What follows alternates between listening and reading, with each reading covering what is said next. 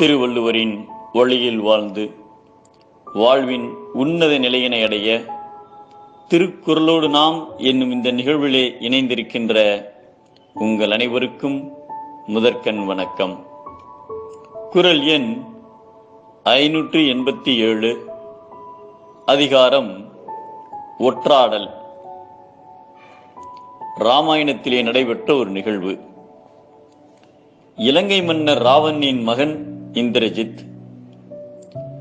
இந்திரஜித் சீதையை கொன்றுவிட்டதாக ஒரு செய்தி ராமருக்கும் லட்சுமணருக்கும் எட்டியது.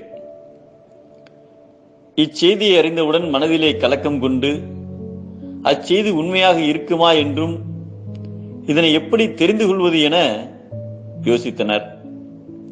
அப்போது ராவணனின் தம்பியும் ராமபிரானின் பக்கமும் இருந்த வீடணன் தான் அந்த செய்தியின் உண்மையை தெரிந்து கொண்டு வருகிறேன் என்றார்.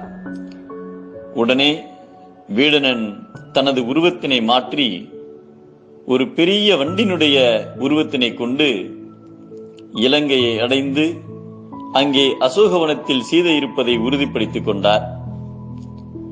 அது மட்டுமில்லாமல் இந்திரஜித் நடத்தவிருந்த வேள்விக்கு பொருட்களை எடுத்துச் சென்ற அரக்கர்களின் பின்னால் சென்று மிகும்பலை என்னும் இடத்தில் இந்திரஜித் வேள்விகளை செய்வதை அறிந்து ராமலட்சுமணனுடைய இருப்பிடம் அடைந்தார்.